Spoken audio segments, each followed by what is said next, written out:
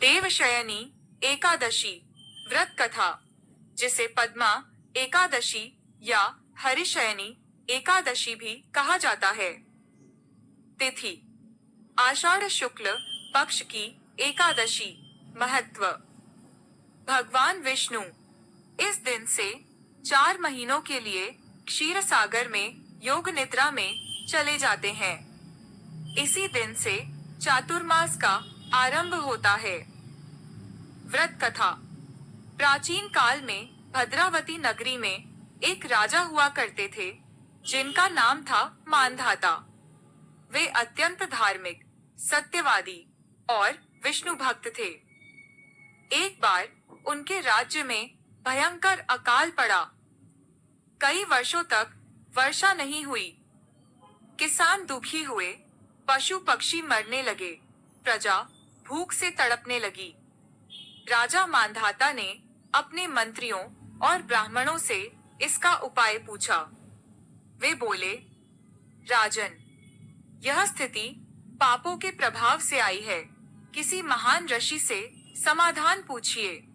राजा Mandhata one में तप कर रहे महर्षि अंगिरा के आश्रम में पहुंचे और उन्हें सारी स्थिति बताई।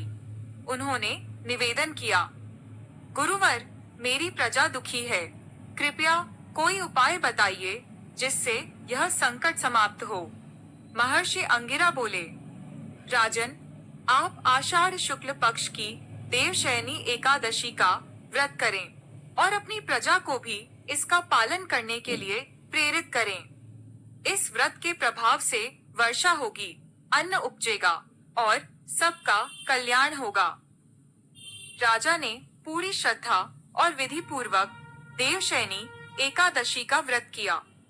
व्रत के प्रभाव से वर्षा होने लगी, अन्न की पैदावार हुई और राज्य पुनः समृद्ध हो गया। प्रजा सुखी हो गई।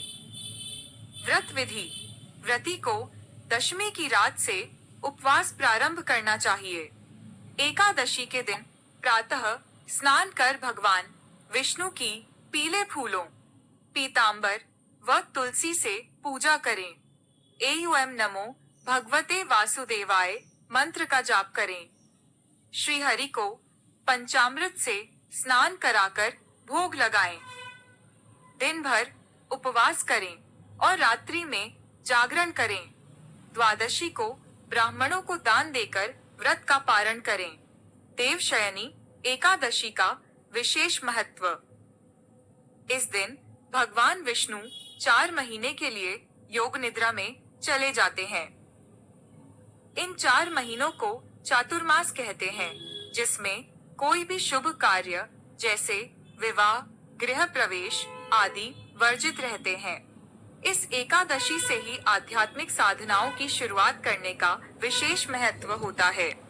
जो भक्त इस दिन व्रत करता है, उसे वर्ष भर एकादशी व्रत के बराबर पुण्य प्राप्त होता है।